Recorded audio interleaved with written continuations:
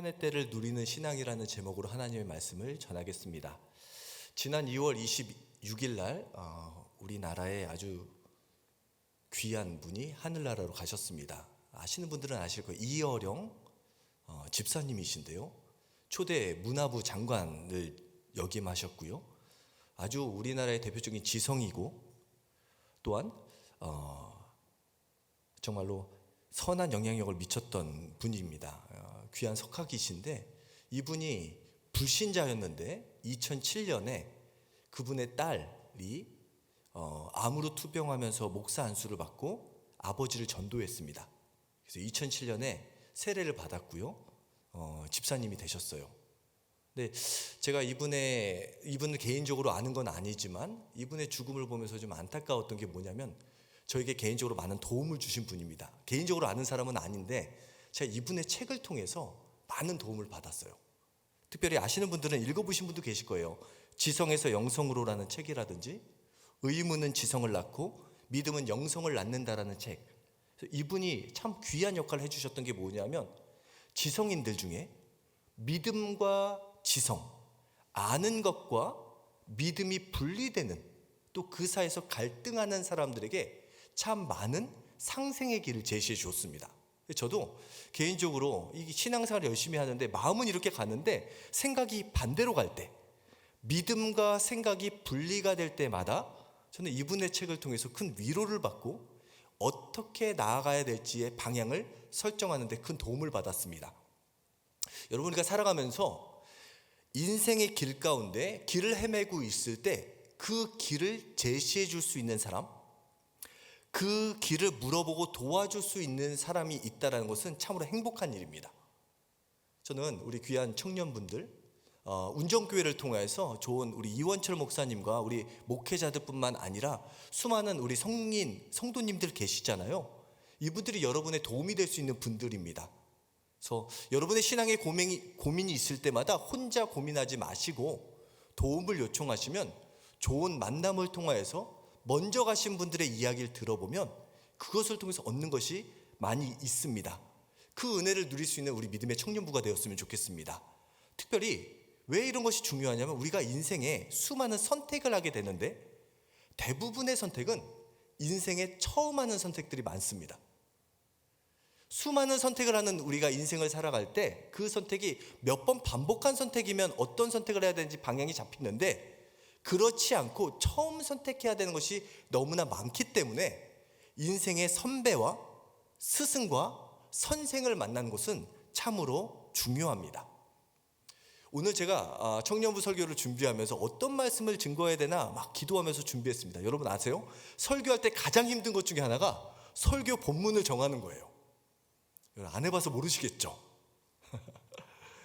여러분, 이 어떤 말씀을 증거해야 될까 막 고민을 하다가 문득 내 생각이 아닌 오늘의 본문이 떠올랐습니다. 오늘의 본문은요, 우리의 인생의 선배이자 스승인 솔로몬의 이야기입니다.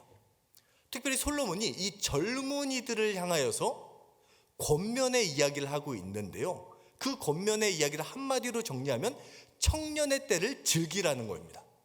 우리 옆에 있는 분들과 다시 한번 이렇게 인사했으면 좋겠습니다. 우리 청년의 때를 즐깁시다. 여러분, 어떻게 청년의 때 즐겁게 살아가고 계십니까? 내가 청년인 것 자체가 즐겁다라고 누리면서 살아가고 있습니까? 누리시기 바랍니다. 명령형이에요. 그렇다면 청년의 때를 즐긴다라는 것은 무엇인가? 청년의 때의 특징을 얘기하고 있는데요, 오늘 본문 말씀 11장 9절의 말씀입니다. 우리 함께 읽어보겠습니다. 청년이여, 내 어린 때를 즐거워하며 내 청년의 날들을 마음에 기뻐하여 마음에 원하는 길들과 내 눈이 보는 대로 행하라. 여기서 청년의 때, 또 하나는 어린 때라는 표현이 나옵니다. 단순히 성경에서 말하는 청년은 나이가 어린 사람만을 지칭하는 것은 아닙니다. 1차적으로는요, 나이가 어린 사람, 청년이 맞는데요, 이것은 확장시켜 나가면 영적인 젊은이들을 의미합니다. 지금 이 자리에 보니까 우리 20대, 30대 청년도 있지만 40대, 50대 영적인 젊은이들도 앉아 계십니다. 그렇다면 영적인 젊은이, 청년은 어떤 사람인가? 오늘 본문에 보니까 어린 때라고 번역된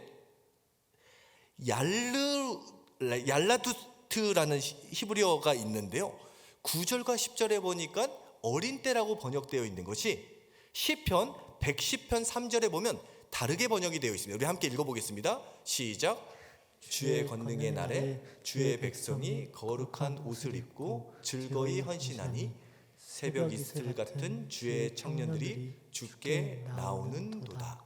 여기 보면 주의 청년들이라고 번역한 것이 전도서 11장 9절 10절에 어린이라고 번역되어 있는 단어와 동일합니다. 그래서 영적인 젊은이는 어떤 사람이냐? 새벽 이슬 같은 영적인 젊음을 유지하는 사람이고요. 새벽 이슬 같은 젊음을 유지한다는 것은 무엇입니까? 오염되지 않고 산천초목을 소생케 하는 듯한 시절을 누리고 있는 사람을 의미합니다.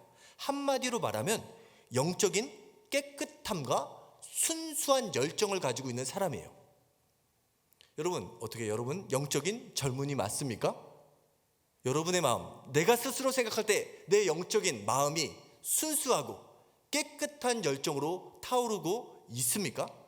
이것이 성경에서 말하는 영적인 젊은이의 특징입니다. 두 번째요, 청년의 날이라고 표현했는데 이 청년이라는 히브리어 단어가 바후르라는 단어인데요. 이 바후르라는 단어는 히브리어 바하르라는 단어랑 어근이 같아요. 갑자기 와가지고 막 이상한 발음들 하죠. 바후르, 바하르 비슷하죠. 이 어근은 뭐냐면 이 젊은이라는 사람을 의미하는 바하르라는 단어 동사는요, 선택하다라는 뜻이에요. 선택하다. 영적인 젊은이는 어떤 사람이냐? 능동적으로 하나님께서 기뻐하시는 것을 선택하는 사람입니다. 우리 거룩한 믿음 운정교회 믿음의 청년들 또한 영적인 젊은이들이 하나님께서 기뻐하시는 선택이 나의 기쁨이 되고 순수한 하나님을 향한 믿음의 열정을 가지고 내 삶이 하나님 안에서 마음껏 즐겁고 기쁘고 행복한 삶을 누리실 수 있는 우리 믿음의 영적인 젊은이들 되시길 예수님의 이름으로 축원합니다. 그럼 어떻게 영적인 젊음을 유지할 수 있을까요? 어떻게 순수한 믿음을 유지할 수 있을까요?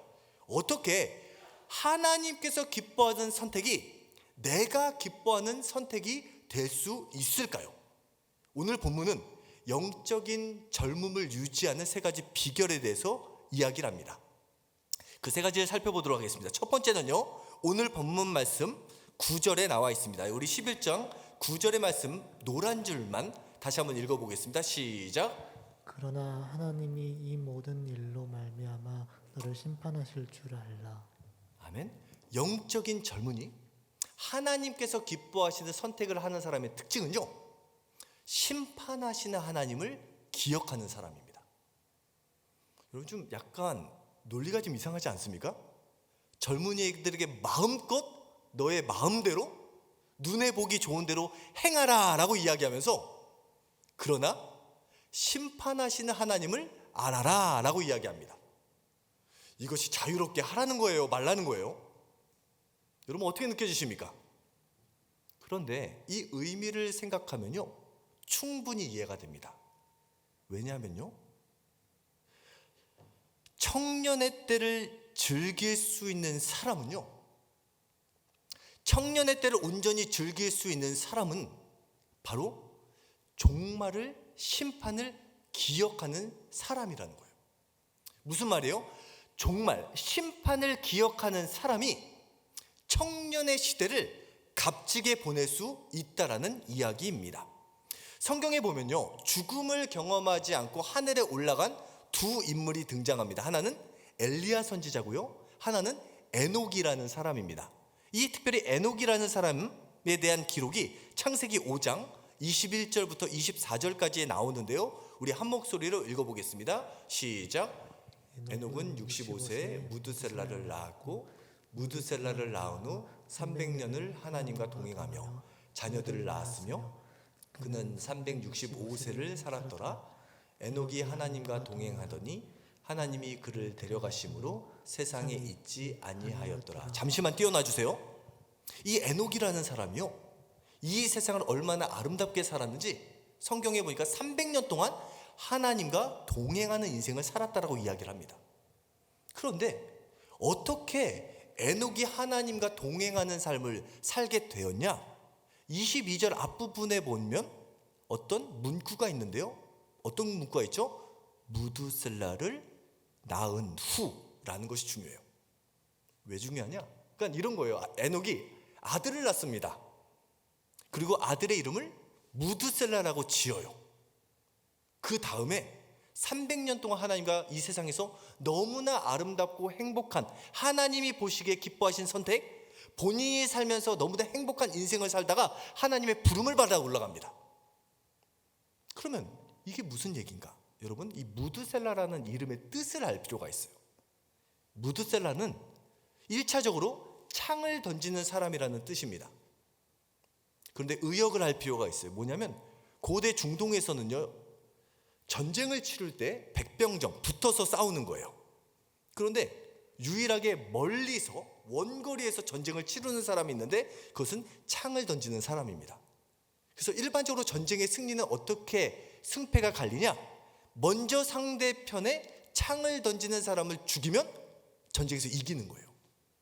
그래서 무드셀라라는 이름의 뜻은 창을 던지는 사람이라는 뜻인데 의역하면 그가 죽으면 심판이 온다라는 뜻이에요. 여러분 참 신기하지 않습니까? 에녹이라는 사람이 아들을 낳아요. 그리고 이름을 짓는데 얼마나 좋은 이름들이 많아요. 제 이름만 해도 병철인데요, 빛날 병자에 밝을 철자, 얼마나 좋습니까? 막 빛나고 밝지 않습니까? 예, 웃어주셔서 감사합니다. 보통은 그런 의미의 이름을 짓는데요, 에녹은요 아들을 낳고요 그의 이름을 심판이라고 짓는 거예요. 그리고 무엇을 해요? 그 아들의 이름을 부를 때마다 심판의 때에 하나님 앞에 설 것을 기억합니다.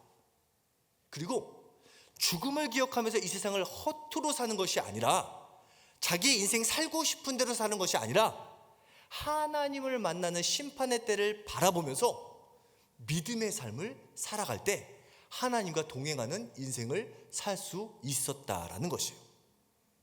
여러분, 우리가 보통 심판을 생각하면 되게 부정적입니다. 뭔가 두렵습니다. 안 왔으면 좋겠습니다. 그런데 우리 믿음이 아름답게 자라나면요, 심판은 우리에게 축복입니다. 여러분, 특별히 성경에 보면요, 신약 성경에 보면 심판이라고 번역되어 있는 헬라어 2개가 등장하는데, 하나는 크리시스라는 심판이고요, 하나는 베마라는 심판입니다. 크리시스, 베마로 구분해 놨는데 한글 성경은 똑같이 심판이라고 번역해 놨어요. 근데 의미는 달라요. 어떻게 다른가? 한번 보겠습니다. 먼저 크리시스의 심판인데요, 히브리서 9장 27절입니다. 함께 읽어보겠습니다. 한 번 죽는 것은 사람에게 정해진 것이요 그 후에는 심판이 있으리니. 또한 요한복음 5장 24절입니다. 내가 진실로 진실로 너희에게 이르노니 내 말을 듣고 또 나 보내신 이를 믿는 자는 영생을 얻었고 심판에 이르지 아니하나니 사망에서 생명으로 옮겼느니라. 아멘. 우리가 일반적으로 아는 거 있죠? 최후의 심판. 하나님 앞에 서서 그 사람의 인생을 다 짚어보면서 잘못한 것들에 대한 어떻게 보면 검증하는 심판이 크리시스의 심판인데요, 여러분 요한복음 5장 24절에 뭐라고 얘기합니까? 믿는 사람, 예수 그리스도를 믿는 사람은 더 이상 심판에 이르지 않고 사망에서 생명으로 옮겨졌다라고 이야기를 합니다. 여러분, 우리의 믿음이 아름답게 자라나게 되면요, 더 이상 우리는 심판을 두려워할 이유가 없습니다. 왜요? 예수 그리스도를 믿는 믿음으로 말미암아, 그 십자가의 은혜로 말미암아 더 이상 우리에게 크리시스의 심판은 우리의 심판이 아닙니다. 성경은 우리에게 말해주는 또 다른 심판을 말하는데 베마의 심판입니다. 고린도후서 5장 10절입니다. 함께 읽어보겠습니다. 이는 우리가 다 반드시 그리스도의 심판대 앞에 나타나게 되어 각각 선악간에 그 몸으로 행한 것을 따라 받으려 함이라. 이것은 베마의 심판인데요, 사실 심판이라는 표현보다는 시상대라는 표현이 더 가깝습니다. 믿음의 사람은 어떤 사람들이냐면요, 이미 예수 그리스도를 믿음으로 말미암아 오직 대속의 은혜로 말미암아 우리는 심판에서 벗어나서 사망에서 생명의 길로 우리의 인생은 옮겨졌습니다. 그러면 우리가 그 다음 심판을 바라보는 심판은 무엇이냐? 뱀마의 시상인데요. 마지막 때 내가 이 세상 살아가면서 하나님의 영광을 위해서 했던 것들, 하나님을 위해서 소자에게 행한 것이 나에게 행한 것이라는 말씀을 기억하면서 예수 그리스도의 마음으로 섬기고 봉사하고 나누고 베풀었던 삶에 대한 시상을 받는 것이 우리가 맞이하는 심판 때입니다. 그래서 이 뱀마의 시상 때를 기억하는 믿음의 사람은요, 이 삶이 즐거워지는 거예요. 왜요? 이 세상의 삶을 하나님과 동행하면서 하나님께서 기뻐하시는 삶을 살면서 동시에 이것이 여기서 끝나는 것이 아니라 죽음 이후에 하나님을 온전히 만나게 될 그때 참된 평안과 안식을 누릴 뿐만 아니라 하나님께 칭찬을 받고 의의 면류관을 받고 하나님과 완전한 만남, 영원한 동행의 삶을 누릴 수 있게 되기 때문입니다.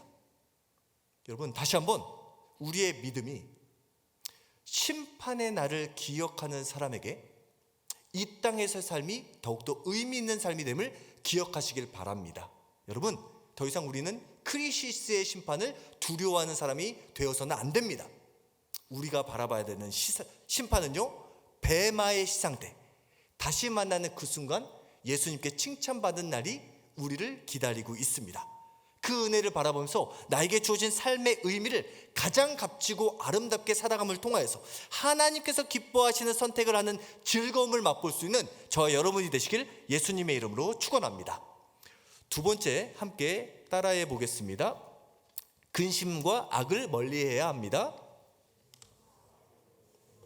오늘 본문 말씀 11장 10절입니다. 함께 읽어보겠습니다. 그런즉 근심이 내 마음에서 떠나게 하며 악이 내 몸에서 물러가게 하라. 어릴 때와 검은 머리의 시절이 다 헛되니라. 아멘. 여러분, 우리가 어떤 선택을 해도 하나님께서 기뻐하고 내 영혼이 기뻐하는 선택을 할 수 있는가? 근심과 악으로부터 벗어나야 됩니다. 여기서 근심이라고 번역해 놓은 카스라는 히브리어는요, 기본적으로 슬픔과 근심이라는 의미도 있는데 또 다른 의미는 분노, 화라는 의미도 담겨져 있습니다. 그런데 여러분 보세요. 근심을 하지 말라라고 이야기하는 것이 아니라 근심을 멀리하라라고 얘기합니다. 또요, 악에게 악을 짓지 말아라, 악한 길로 가지 말아라라고 말하기 이전에 악을 멀리해라. 마음으로부터 근심을 멀리하고 몸으로부터 악을 멀리해라, 제거해버리라라고 이야기를 합니다. 중요한 단어입니다. 여러분, 우리는요 끊임없이 분노하는 성정을 가진 사람들입니다. 그리고 우리는 이 세상 살아가면서 나의 의지와 상관없이 악의 영향을 받을 수밖에 없는 환경에 놓여져 있는 사람이에요. 그렇기 때문에 악과 근심에 대해서 아예 부정하는 것이 아니라 악한 마음이 들어오고 근심의 마음이 들어올 때 그것을 벗어버리라는 거예요. 특별히 우리는 악과 근심으로부터 자유할 수 없습니다. 분노의 감정으로부터 자유할 수 없어요. 그런데 그것을 잘 관리하는 것이 필요한데요, 대부분의 근심과 악은요 처음에는 작은 것으로 시작이 됩니다. 오늘 본문 말씀, 우리 요한복음 13장 2절의 말씀, 요한복음 13장 27절의 말씀을 함께 읽어보겠습니다. 시작. 마귀가 벌써 시몬의 아들 가룟 유다의 마음에 예수를 팔려는 생각을 넣었더라. 조각을 받은 후 곧 사탄이 그 속에 들어간지라. 이에 예수께서 유다에게 이르시되 내가 하는 일을 속히 하라 하시니. 가룟 유다가 예수님을 파는 이야기예요. 근데 예수님을 팔려고 할 때 처음 뭐로 시작하냐면 작은 생각으로부터 시작합니다. 그 생각은 누구나 할 수 있어요. 우리가 신앙생활하면서 하나님께서 기뻐하지 않는 생각을 할 수가 있습니다. 자동적으로 나도 모르게 하나님께서 원하지 않는 생각을 할 수가 있어요. 괜찮습니다. 근데 뭐가 문제냐? 그 생각이 내 머릿속에 둥지를 틀어서 사단이 그 안에 들어와 버리면, 내 믿음과 생각을 완전히 붙잡아 버리면 문제가 되는 거예요. 그래서 우리는 어떻게 해야 되냐? 악한 생각이 찾아올 때, 마음에 근심이 찾아올 때 어떻게 되냐면 그것을 물리쳐야 돼요. 떠나보내야 됩니다. 그것을 내 안에 들어오지 않고 밖으로 밀어내야 되는 거예요. 그렇다면 여러분, 어떻게 근심의 마음, 악을 밀어낼 수 있을까요? 어떻게 하면 될까요? 이에 대해서 예수님께서 너무나 분명하게 말씀하십니다. 기도하라라고 말씀하시는 거예요. 여러분, 우리 주기도문 아시죠? 주기도문에 보면 이렇게 얘기합니다. 예수님께서 가르쳐 주신 기도에 우리가 우리에게 잘못한 사람을 용서해 준 것 같이 우리의 죄를 용서해 주시고 우리의 시험에 빠지지 않게 하시고 악에서 구하소서. 기도하라는 거예요. 하나님, 내 안에 근심으로부터 자유케 하여 주옵소서. 나를 시험으로부터 보호하여 주시고 악에서 구하여 주옵소서. 기도해야 돼요. 여러분, 기도하니 근심으로부터 악으로부터 나를 지킬 수 있는 승리의 길은 기도 안에 담겨져 있습니다. 여러분, 시편에 보면 수많은 사람들의 기도가 들어 있습니다. 그런데 우리가 이런 기도라면 먼저 생각하는 것이 참회의 기도, 회개의 기도만 생각하는 경향이 있어요. 여러분, 우리가 삶에 문제가 생길 때 회개 기도만이 정답이 아닙니다. 물론 내가 잘못한 것, 내가 하나님 앞에 잘못하고 인간들에게, 사람들에게 잘못한 것에 대해서는 회개 기도를 해야 돼요. 그런데 회개의 기도가 아닌 토설의 기도를 해야 될 때가 있음을 성경은 얘기해 주고 있어요. 무슨 얘기냐? 시편에 보면요, 참회의 시, 회개의 시도 있지만 어떤 시가 있냐면 탄원시, 저주의 시가 있습니다. 여러분, 시편 55편 나중에 한번 꼭 읽어보세요. 가장 대표적인 저주의 시가 뭐냐면 시편 109편인데요. 제가 읽어드릴게요. 내 악인을 향해서 하나님 앞에 기도하는 겁니다. 악인이 그를 다스리게 하시며 사탄이 그의 오른쪽 쪽에 서게 하소서. 그가 심판을 받을 때에 죄인이 되어 나오게 하시며 그의 기도가 죄로 변하게 하시며 그의 연수를 짧게 하시며 그의 직분을 타인이 빼앗게 하시며 그의 자녀는 고아가 되고 그의 아내는 과부가 되며 그의 자녀들은 유리하며 구걸하고 그들의 황폐한 집을 떠나 빌어먹게 하소서. 여러분, 이런 기도 좀 해보셨습니까? 이 기도 누가 했는지 아세요? 다윗이 한 기도예요. 여러분, 우리 기독교인들이 조심해야 되는 거 뭐냐면 내가 잘못한 것, 다른 사람에게 내가 잘못한 것, 내가 하나님 앞에 잘못한 죄에 대해서는 회개를 해야 됩니다. 그런데 내가 잘못한 게 아니에요. 때로는 내가 억울한 일 당할 수 있잖아요. 내가 잘못한 것이 아닌데 억울한 일 당할 수 있어요. 황당한 일 당할 수 있어요. 그때는 회개를 하는 것이 아니라 토설을 하는 거예요. 뱉어내야 되는 거예요. 하나님 앞에 내 안에 분노와 화, 내 안에 부정적인 마음이 내 잘못으로 인한 것이 아니라 살다 보면 억울한 일 당할 때 그것을 쏟아내는 기도가 시편에는 기록이 되어 있다는 것이에요. 여러분, 레위기에 보면 5개의 5대 제사를 얘기하는데요, 번제, 소제, 화목제는요 자원제입니다. 해도 되고 안 해도 되는 제사예요. 반면에 속죄제와 속건제, 잘못한 것에 대해서는 회개하는 것은 의무제사입니다. 무슨 얘기예요? 여러분, 내 삶에 어떤 문제가 생긴다고 해서 무조건 다 나 잘못으로 인정하고 회개하는 것은 능사가 아니라는 거예요. 내가 잘못한 것을 깨닫게 되면요, 하나님 앞에 회개 기도를 해야 되지만 내가 억울한 일을 당하면 하나님 앞에 쏟아붓는 거예요. 하나님 억울해요. 날 이렇게 힘들게 한 사람 주님. 오늘 본문 보잖아요. 그의 아내는 과부가 되게 해달라고. 무슨 얘기예요? 죽여달라는 거예요. 하나님, 이게 내 원수, 이 억울합니다. 죽여달라고. 물론 이 토설의 기도는요, 사람에게 대상으로 해서는 안 됩니다. 그러면 똑같은 거예요. 선으로 악을 이겨야 되잖아요. 그러면 크리스천들이 이 토설의 기도는 누구에게 하냐? 하나님께 하는 거예요. 하나님, 나 억울합니다. 나를 도와주세요. 하나님, 나 너무 억울해요. 하나님, 나에게 평안을 주세요. 참 저도 살면서 억울한 일. 근데 참 우리가 교회에서 어떻게 배우냐면 잘못한 것이 있으면 너의 잘못이 있을 거야. 체크해봐. 라고 하다 보니까 나의 잘못도 아닌데, 내가 잘못한 것이 아닌데 내 삶에 문제가 있을 때 그것을 다 나의 문제라고 끄집어 안고 회개할 문제가 아닌데, 회개할 것도 없는데 회개해야 된다라는 강박관념 속에서 나 자신을 죽이는 경우가 너무나 많다라는 거예요. 여러분, 그런 것으로부터 자유하셔도 됩니다. 잘못한 것에 대해서는 회개를 해야 돼요. 근데 억울한 것에 대해서 하나님께 탄원해요. 하나님, 이게 말이 됩니까? 나의 억울함 풀어달라고. 나 억울하다고. 나 마음 너무 분노가 나온다고. 하나님, 이 분노 하나님 제발 삭혀달라고.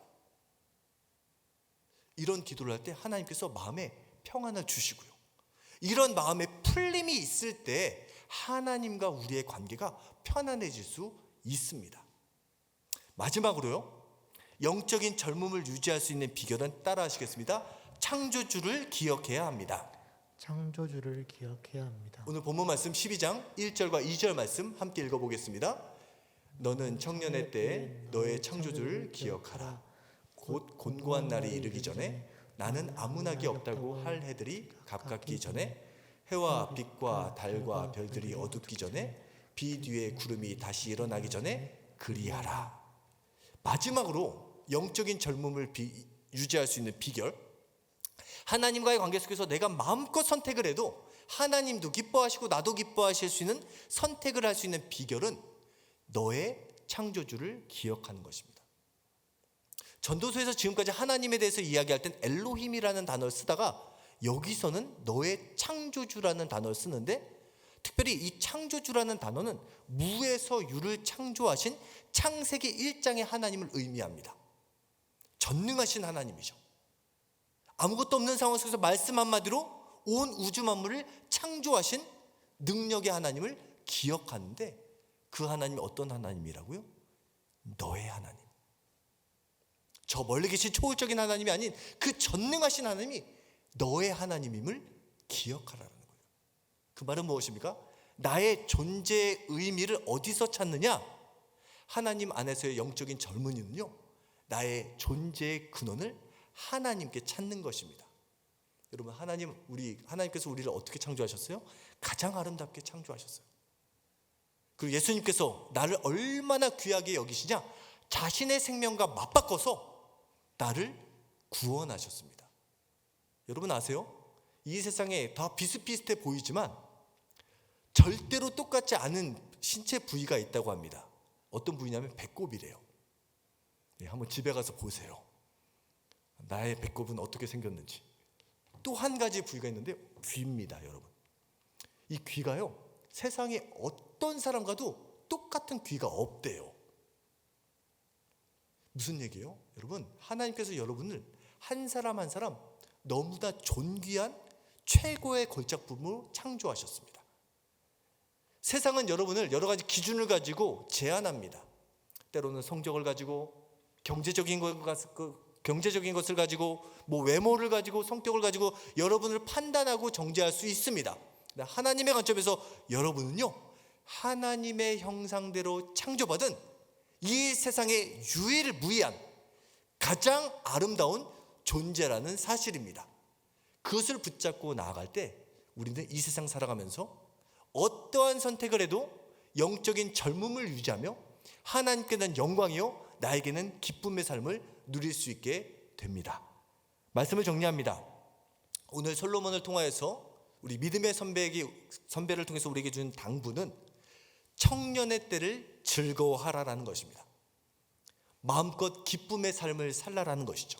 그러나 그 청년의 때를 즐길 수 있는 비결은요, 심판을 기억하고 근심과 악으로부터 벗어나고 창조주 하나님 안에서 나를 발견할 때 나의 선택과 하나님의 선택이 일치되는 참으로 값진 인생을 살게 됩니다. 우리 귀한 거룩한 믿음 은정교회 믿음의 청년들, 또한 영적인 젊은이들이 주님 안에서 참된 기쁨과 즐거움을 누리는 삶을 누리는 믿음의 젊은이들이 되셨으면 좋겠고요, 그 은혜를 마음껏 누리며 믿음의 선한 영향력을 미칠 수 있는 저와 여러분이 되시길 예수님의 이름으로 축원합니다. 기도하겠습니다.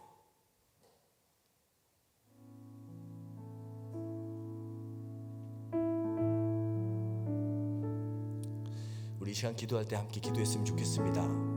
첫 번째는 영적인 젊음을 누리는 신앙은 심판을 기억하는 것인데, 우린 예수 그리스도의 보혈의 능력으로 말미암아 크리시스의 심판으로부터는 벗어났고요. 이제 우리를 기다리고 있는 심판은 배마입니다. 칭찬과 시상입니다. 우리 한번 나의 인생을 향한 하나님의 계획을 발견했으면 좋겠습니다. 하나님, 정말로 나의 인생이 하나님과 동행하는 삶, 어떤 선택을 해도 그것이 나에게 유익이 되고 하나님께 유익이 되는 삶을 누리게 하여 주옵소서.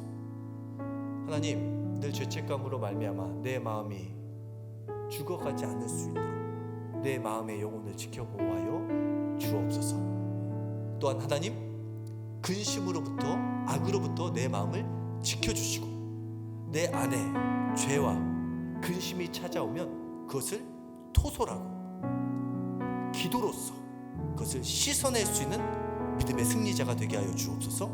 마지막으로 내 안에 창조주 하나님의 형상을 회복하게 하여 주셔서 내가 얼마나 존귀한 자인지를 세상 사람으로부터, 친구로부터, 다른 사람으로부터 나 자신을 발견하는 것이 아니라 하나님으로부터 나의 본연의 모습을 발견하게 하여 주셔서 세상에 유일무이한 존재로서 하나님의 뜻과 하나님의 섭리를 깨닫고 주님과 동행하는 행복한 인생을 누리게 하여 달라고 우리 이 시간 주여 한 번만 외치고 기도하겠습니다. 주여